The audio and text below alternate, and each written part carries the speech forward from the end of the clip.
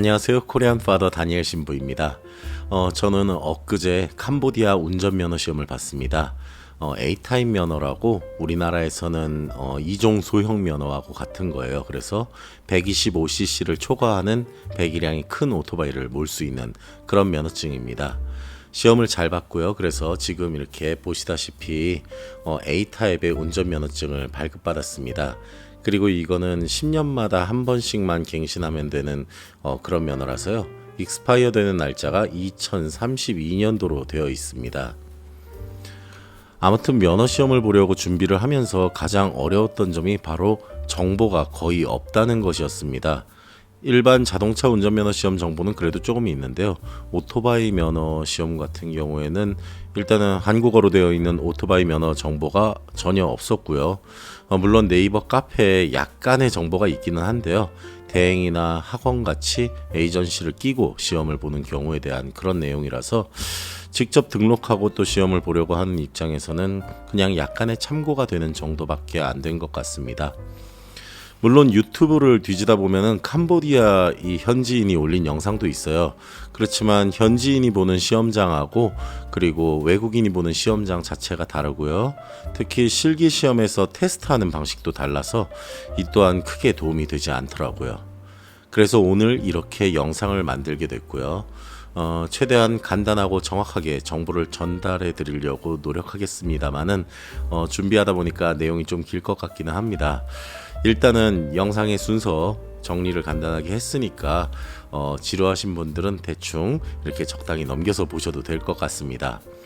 참고로 자동차 운전면허인 B타입 면허를 10년짜리로 받기 위해서 이제 운전 시험을 준비하시는 분들도 기본적인 준비 과정은 거의 같기 때문에 지금 보시는 영상 계속해서 시청해 주셨으면 좋겠습니다. 그럼 이제 시작하겠습니다. 운전면허 시험을 보기 위해서는 여권, 비자, 거주증명서 이렇게 세 가지 서류하고 증명사진 4장 그리고 응시료를 준비하셔야 됩니다. 여권하고 비자 같은 경우에는 사본을 따로 준비해 가셔도 상관은 없는데 르사이카웨에 있는 교통국에서 직접 등록을 할 때는 거기에 있는 직원들이 그 자리에서 바로 복사해서 응시 서류를 또 이제 자기들의 양식에 맞게 만들어서 주기 때문에 따로 복사를 해갈 필요가 없습니다. 보통 우리가 이온몰에서 외국인들은 1년짜리 면허증을 갱신하잖아요. 그때 사무실 한켠에서 복사를 해주고 복사비를 따로 받기는 하는데 교통국 이제 르사이카에 있는 교통국에서는 그렇게 하지 않아서 좋았습니다. 비자는 당연한 얘기지만 여행자용 T비자를 가진 사람은 면허시험을 볼 수 없습니다. 반드시 비즈니스 비자나 또는 NGO 비자처럼 이곳에 실제로 거주 중인 사람들이 보유하고 있는 비자여야만 하고요. 되도록이면 기한이 넉넉하게 남아있는 게 좋습니다. 이제 가장 중요하고 또 민감한 거주 증명서에 대해서 얘기를 하려고 하는데요. 거주 증명서를 제대로 받아오셔야 합니다. 여기서 말하는 제대로라는 것은 반드시 여권과 동일한 영문 이름이 기재되어 있어야 되고요. 거주 증명서 발급의 목적이 반드시 운전면허 시험으로 적혀 있어야 됩니다. 또 도장은 반드시 2개가 찍혀 있어야 되는데 특히 증명사진하고 서류 중간에 이렇게 걸쳐서 찍는 그 도장이 되게 중요한 것 같습니다. 그리고 마지막으로 발급일도 정확하게 기재되어 있어야 되고 별도의 유효기간이 적혀있지 않다면 발급일 기준으로 보통 3개월까지가 유효하니까 날짜 확인을 잘 하셔야 됩니다. 이 중에 단 하나라도 잘못된 게 있으면 교통국에서 그 거주증명서를 인정해주지 않습니다. 예를 들어서 여권상 영문 이름 대신에 크메르어로만 이름을 적어 놓아도 안 되고요. 여권상의 이름에서 철자가 틀려도 안 됩니다. 또 운전면허 시험 대신에 운전면허 발급이라든지 이런 식으로 써 있어도 안 되고요. 도장 하나라도 빠져 있으면 안 됩니다. 그러니까 반드시 서류를 잘 확인하시기 바랍니다. 다음 증명사진 같은 경우에는 일반적으로 여권 사진을 그냥 이용하시면 됩니다. 4장을 준비하라고 돼 있긴 한데 넉넉하게 준비하시는 게 아무래도 좋을 것 같고요. 마지막으로 응시료는 오토바이 면허인 A타입은 10만 리엘 그러니까 25달러고요. 그리고 자동차 면허인 B타입 같은 경우에는 18만 리엘 45달러 되겠습니다. 추가로 드는 비용이라고 해봐야 신체 검사 비용으로 한 10,000리엘 정도가 현금으로 필요하고요. 그리고 만약에 응시료 결제를 윙으로 하게 될 경우에는 윙 수수료 1,000리엘 정도 더 나오는 정도입니다. 그러니까 그렇게 크게 돈이 많이 드는 그런 상황은 아닌 거예요. 물론 캄보디아 사람들은 훨씬 더 저렴한 가격으로 응시를 합니다. 이거는 그렇지만 교통국 홈페이지에 분명하게 기재된 외국인의 응시료이고요. 공식적으로는 여기에서 더 추가로 발생하는 비용이 없습니다. 물론 에이전트를 끼고 하면은 얘기가 많이 달라질 것 같아요. 보통 가격대를 알아보니까 적어도 2배에서 심하면 4-5배 이상도 비용이 드는 것으로 알고 있습니다. 에이전트의 장단점이 분명히 있을 텐데 저는 그냥 직접 했는데도 큰 어려움이 없었고 또 그렇게까지 번거로운 일도 없었다는 점을 그냥 말씀드리고 싶습니다. 운전면허 시험 접수는 르사이카요에 있는 교통국과 그리고 실제로 운전면허 시험을 보는 헤비 트럭 트레이닝 센터에서 가능합니다. 이온몰에 있는 교통국 브랜치에서는 1년짜리 면허 갱신만 가능하고요. 면허 접수는 이제 시험 접수는 안 하니까 굳이 헛걸음하지 마시고요. 헤비 트럭 트레이닝 센터는 또 아무래도 시내에서 거리가 좀 있습니다. 그래서 르사이카요에 있는 교통국에서 접수하시는 것을 추천합니다. 교통국이 건물을 새로 올려서 되게 많이 변했어요. 그래서 예전부터 있었던 건물들에 이제는 굳이 들어갈 필요도 없고요. 또 여기저기 왔다 갔다 할 일도 완전히 없어졌습니다. 그래서 정말로 접수하고 일 보는데 거의 어려움이 없습니다. 일단 교통국 이 땅이 되게 넓거든요. 그 안으로 차를 타고 쭉 들어가시다 보면은 가장 큰 건물이 이제 정면에 보입니다. 본관 건물인데 이 건물의 좌측 동이 꺼동입니다. 이제 크메르어 글자로 꺼라고 써 있는데요. 그 건물의 왼쪽 편에 입구가 보입니다. 그곳으로 들어가시면 되고요. 건물 안에 들어가면은 바로 오른편에 안내 창구하고 번호표 뽑는 키오스크가 있는데요. 일단 번호표를 뽑으시면은 안내 창구 직원이 어떤 일로 왔는지 물어봅니다. 운전면허 시험 접수하러 왔다고 하면은 그 직원이 서류들을 달라고 하는데요. 이때 만약에 구비 서류에 빠진 게 있다거나 문제가 있다거나 하면은 그대로 집으로 돌려보내집니다. 그러니까 서류를 반드시 잘 챙기셔서 가시고요. 별다른 문제가 없다면은 바로 안으로 쭉 들어가서 8번 창구 쪽에서 대기하시면 됩니다.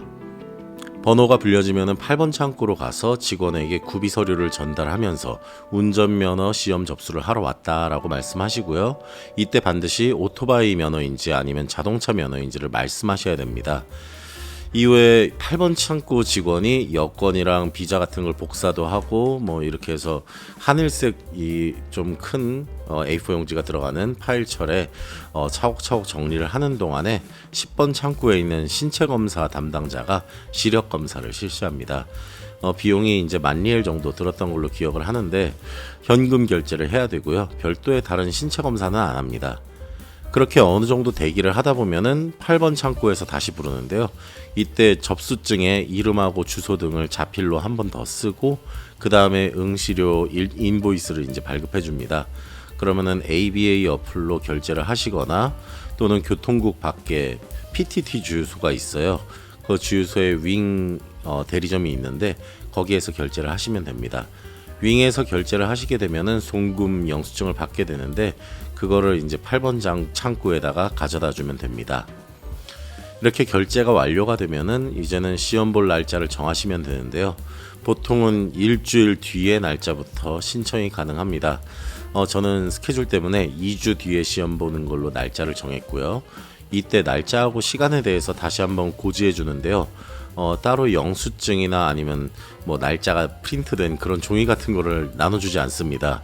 그냥 다 접수가 끝났으니까 가라 라고만 얘기를 하거든요. 그러니까 반드시 그 날짜하고 시간 메모하시거나 기억을 해두고 계셔야 됩니다.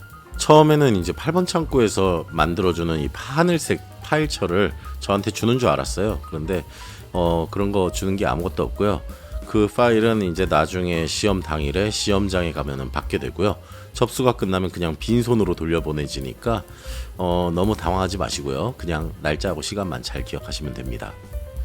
A면허나 B면허나 어차피 시험은 필기시험 그리고 실기시험 이렇게 두 가지밖에 없습니다. 도로주행시험 같은 거 따로 없고요.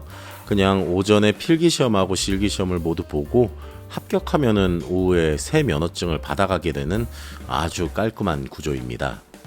보통은 실기시험을 많이 걱정하실 거예요. 그렇지만 솔직히 오토바이든 자동차든 실기시험의 난이도는 한국에서 보는 것보다는 훨씬 낮은 편, 그러니까 훨씬 쉬운 편이라고 저는 생각합니다. 물론 제가 면허를 딴 지 20년이 넘어서 요즘 한국 시험이 어느 정도 수준인지 잘 모르겠지만 아무리 그래도 시험장의 구조 자체가 크게 바뀌지는 않았을 거 아니에요.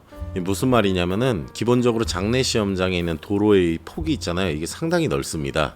그리고 또 이제 굴절 코스, 뭐 S자, T자, 평행주차 같은 경우에도 전반적으로 공간이 다 넓어요.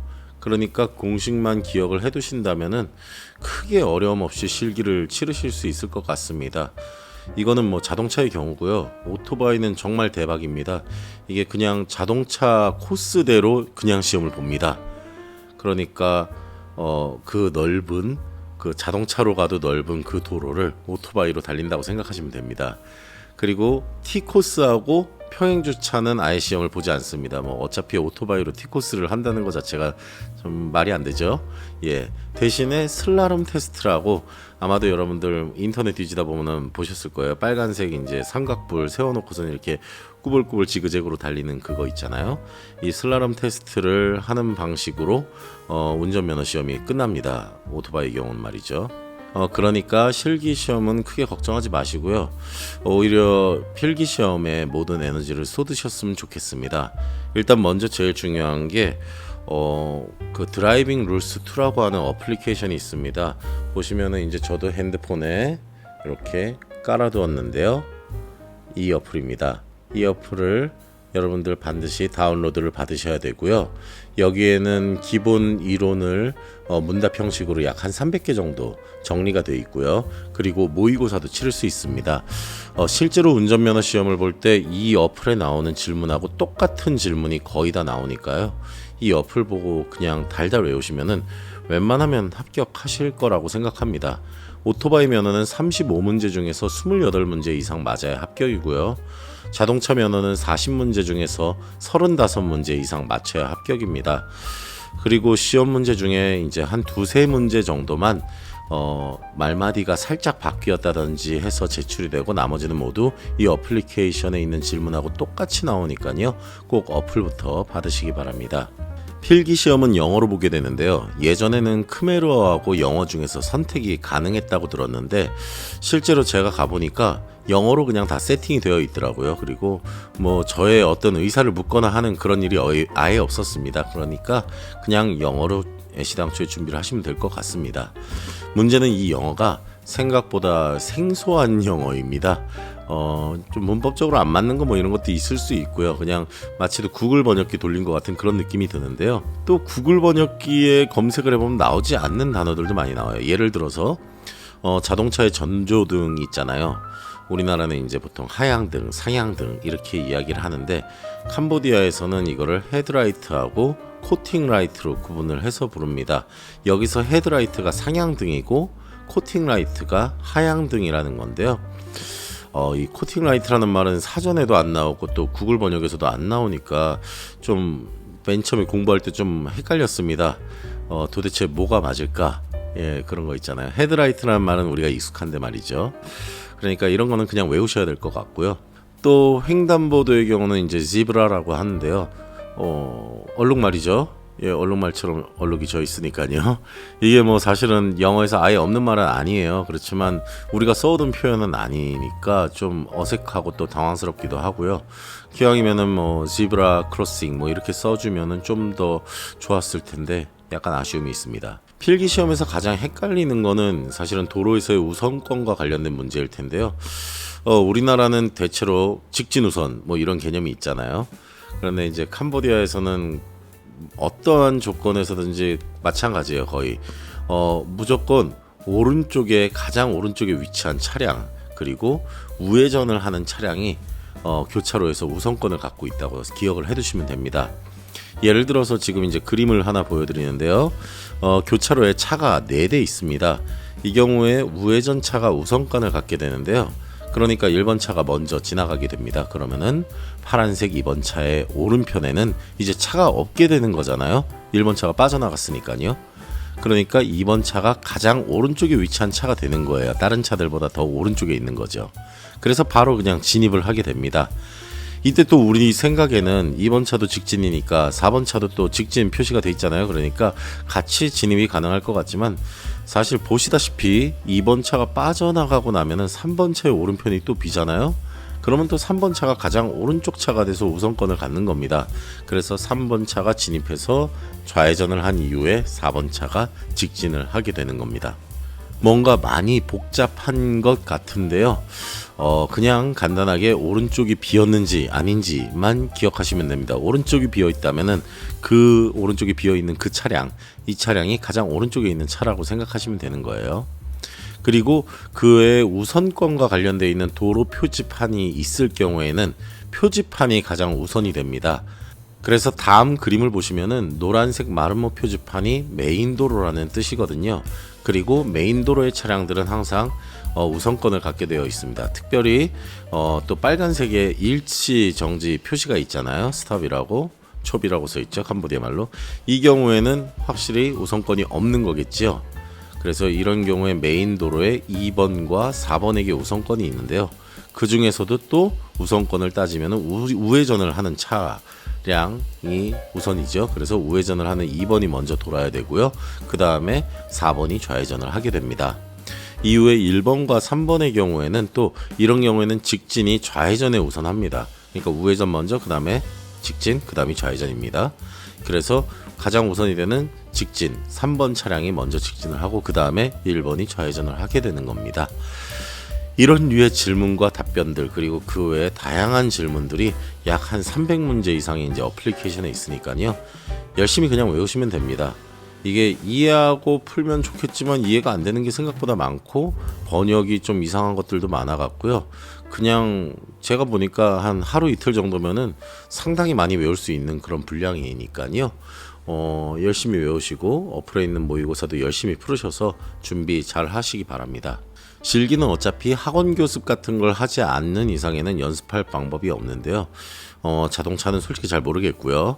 오토바이 같은 경우에는 본인이 스스로 생각하셨을 때 125cc급의 수동 바이크, 클러치를 사용하는 수동 바이크를 그냥 자전거 타듯이 편안하게 탈 수 있다라고 생각하신다면은 그냥 시험 당일에 바로 코스를 머리에 익혀두시고 연습 같은 거 없이 바로 시험에 임하셔도 합격할 만큼 정말로 쉽습니다.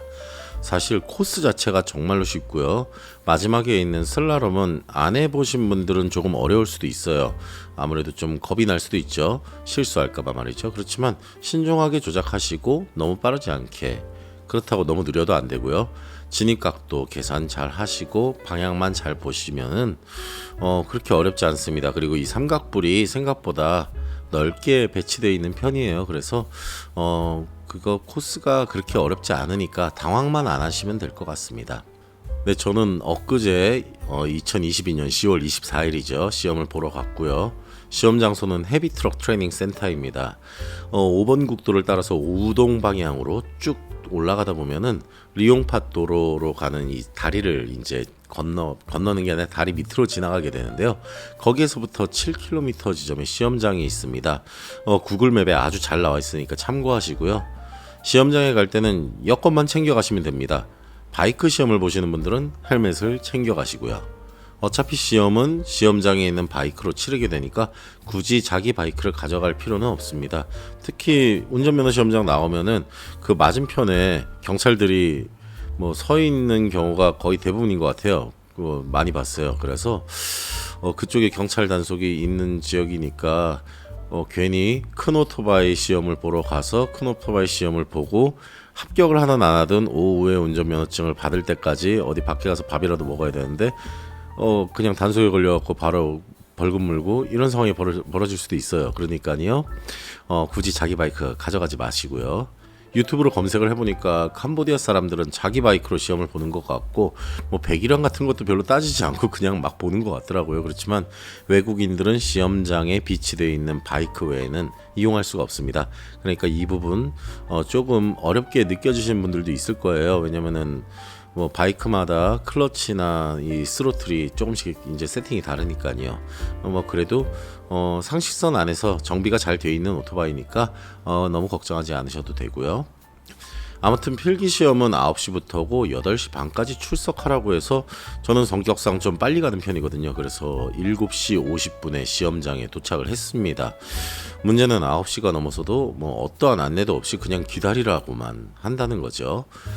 때마침 아침에 비가 많이 와서 아마도 직원들이 좀 출근이 늦어져서 그런 것 같은데요. 아무튼 도착한 다음에도 별다른 안내 같은 거는 없으니까 그냥 어련히 되겠거니 하고 그냥 기다리시면 됩니다. 참고로 이날 필기시험은 9시 40분에 시작됐습니다. 아주 어이가 없죠. 일단 도착하시면은 건물 밖에 대기 장소가 있고요. 건물 안에 들어가셔서 여권을 제출해야 됩니다. 일단 건물 안에 들어가자마자 왼쪽에 접수대가 있는데 여기는 그냥 패스하시면 됩니다. 이곳은 응시 접수라든지 아니면 대형 트럭, 이 훈련 등록 같은 거 하는 그런 장소이기 때문에요. 그냥 패스하시고 들어온 방향 그대로 복도를 따라서 왼쪽에 방이 2개 있습니다. 그 중에 2번째 방문 안쪽으로 여권을 받는 바구니가 있으니까 거기에 여권을 그냥 두고 건물 밖으로 나와서 대기 장소에서 대기하고 계시면 됩니다. 필기 시험을 시작할 때쯤 해서 직원이 이제 응시자들의 여권하고 교통국에서 접수할 때 그쪽 직원이 만들었던 하늘색 파일 있잖아요. 그걸 갖고 나옵니다. 그러면 이제 호명을 하고요. 그걸 받아서 건물 안 복도 끝까지 가면은 필기 시험을 치르는 방이 나옵니다. 그 앞에 있는 직원한테 파일을 보여주시고 지장 같은 거 찍고 그런 다음에 시험장 안에 들어가서 아무데나 원하는 자리에 앉아서 바로 시험을 보시면 됩니다. 뭐 따로 시작 시간이나 끝나는 시간 없고요. 그냥 응시 번호를 컴퓨터에 입력하면은 모니터에 이제 응시자 정보가 뜹니다. 이어서 문제를 이제 풀기 시작하면은 스타트를 딱 누르면은 시간이 카운트다운 되고요. A 면허는 35문제를 35분 내에 풀면 되고요. B 면허는 40문제를 40분 내에 풀면 되는데요.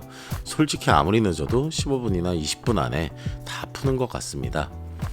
저도 뭐 준비를 정말 열심히 했고 또 원래 문제를 빨리 푸는 편이라서요.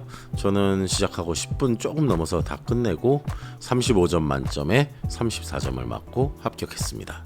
시험을 마치면은 그 하늘색 파일을 이제 다시 감독관한테 제출을 하고요. 여권은 그냥 본인이 챙기게 되어 있고요. 다시 건물 밖에 대기 장소에 나가서 실기시험 시작할 때까지 또 기다려야 됩니다. 그렇게 한참을 기다려서 10시 40분 정도 됐을 때 실기시험 감독관들이 또 아까 제출했던 그 하늘색 파일을 다시 들고 나와서 또 호명하기 시작합니다. 이날은 중국인들이 상당히 많았고요. 바이크 시험에 응시한 사람은 그런데 저 하나밖에 없었어요. 그래서 되게 수월하게 진행이 됐습니다. 감독관 한 명이 저를 데리고 지금 이제 보여드리는 그림을 보면서 코스 설명을 해주었는데요. 그렇게 설명을 듣고는 바로 시험을 보러 가는 겁니다. 지금부터는 그림하고 함께 실제로 제가 시험을 치렀던 내용에 대해서 설명을 드릴 건데요. 먼저 간단한 규칙을 설명드리자면은 모든 회전 구간에서는 방향지시 등을 반드시 켜야 되고요. 회전 구간 통과를 하면은 방향지시 등을 끄셔야 됩니다. 또 모든 교차로 언덕길 이제 또 언덕길 정차 구간이 있거든요. 그리고 철길 정차 이렇게 정지를 해야 될 때는 약 5초 정도 정지해야 됩니다.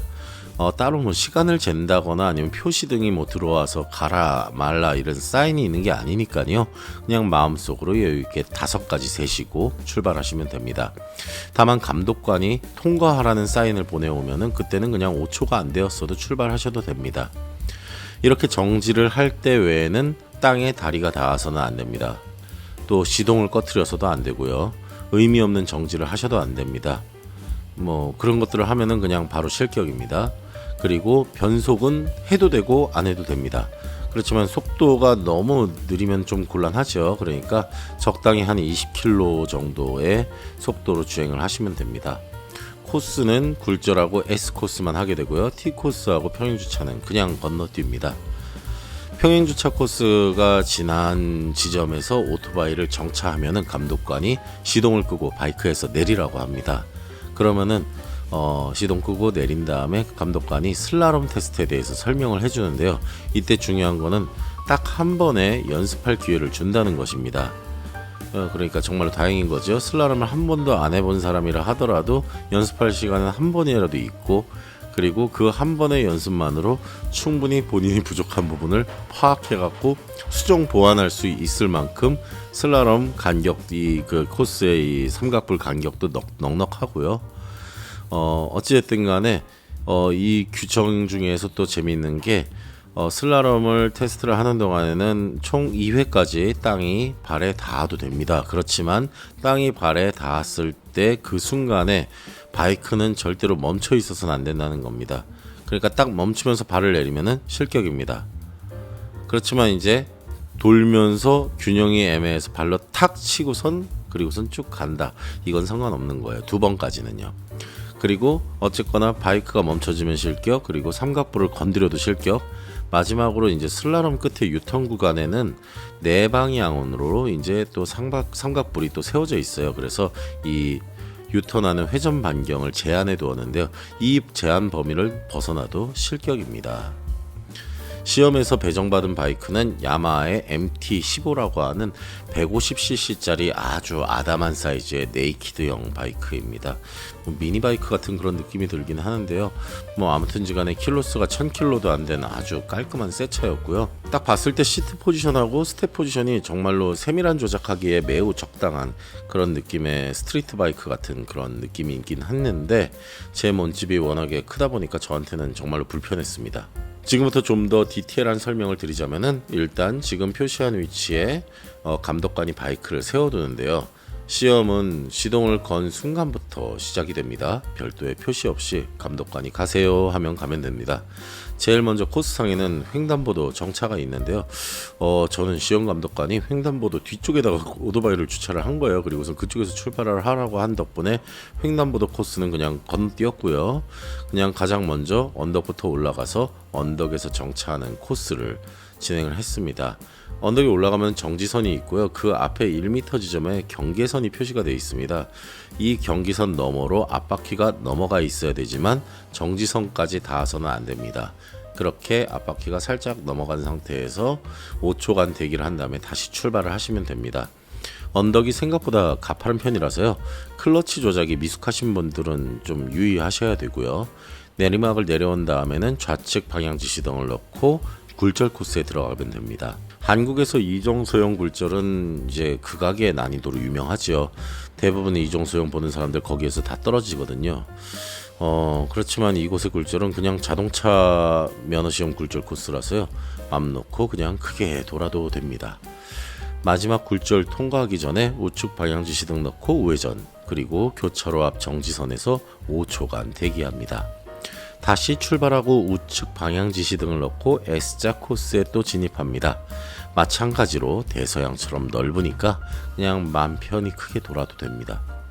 코스가 끝날 때 우측 방향지 시등을 넣고 우회전한 뒤에 다시 교차로에서 5초간 정차합니다.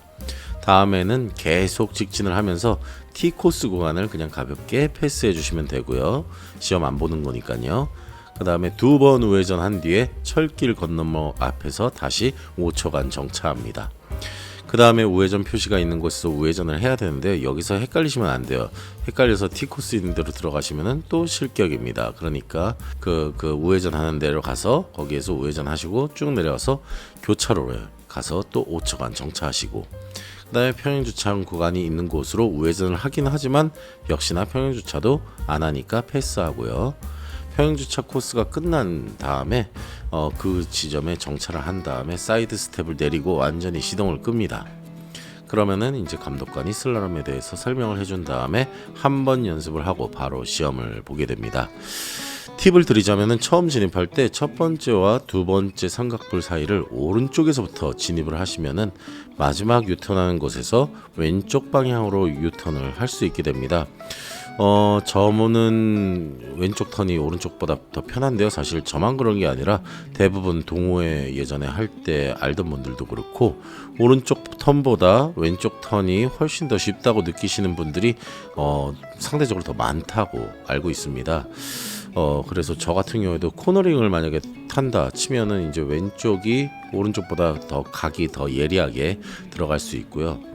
우회전보다는 좌회전이 확실히 더 편한 것 같아서 그래서 알려드리는 거예요.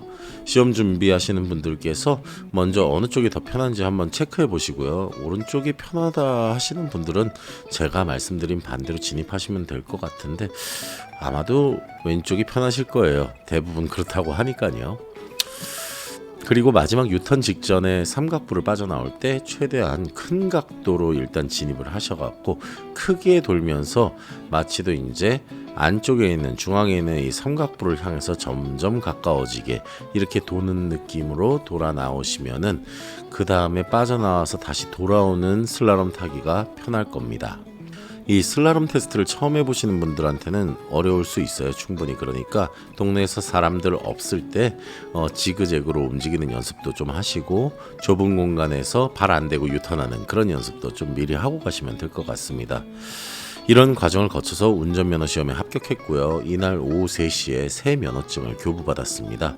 생각보다 어렵지 않으니까 바이크 타시는 분들 중에 배기량을 좀 올리고 싶은 분들은 한번 도전해 보셔도 될 것 같습니다.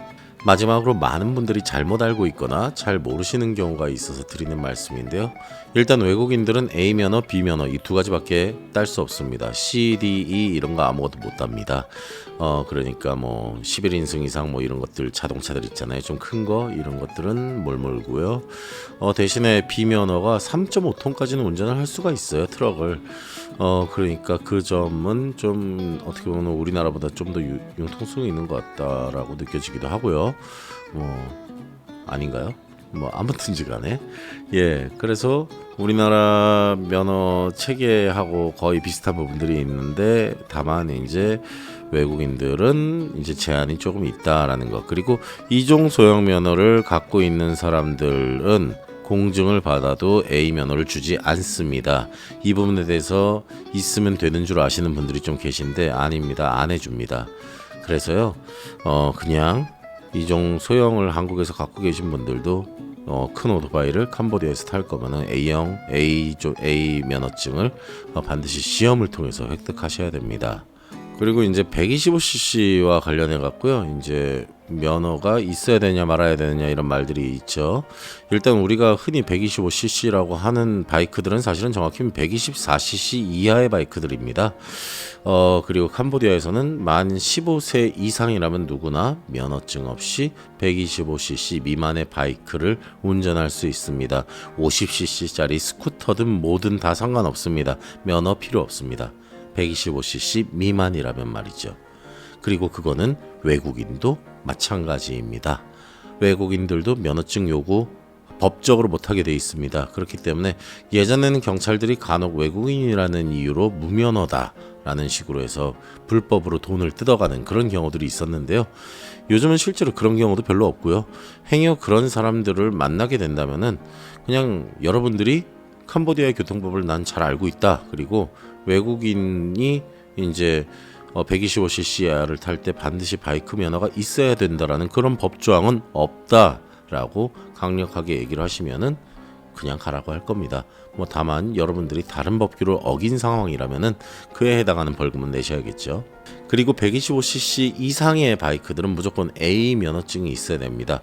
예를 들어서 혼다의 PCX 같은 경우에 125 모델이 있고 150 모델이 있거든요. 125 모델은 실제로는 124cc 이하고요. 이제 150 모델은 이제 150cc를 넘진 않지만 어쨌거나 125cc보다는 위지요. 그러니까 당연히 A 면허증이 있어야 됩니다.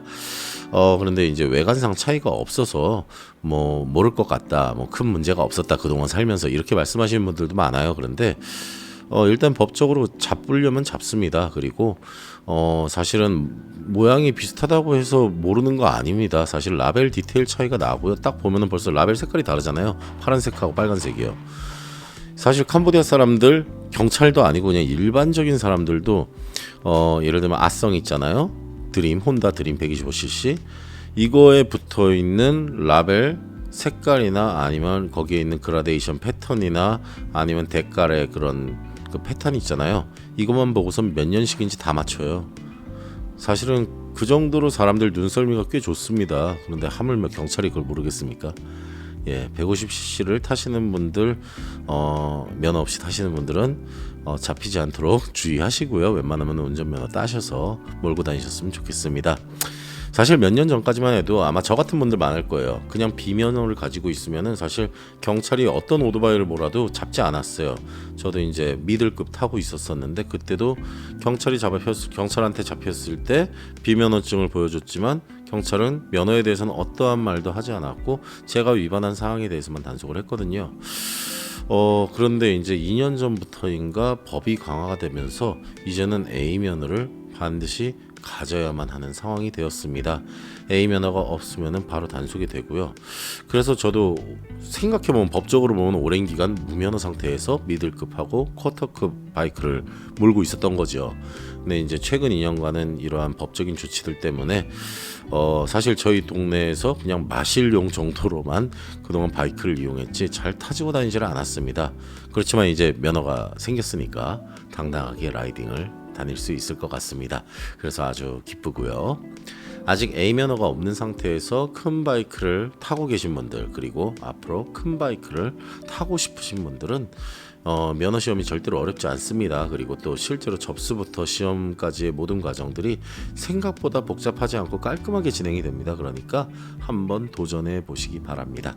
긴 영상 시청해 주셔서 감사합니다. 항상 행복하세요.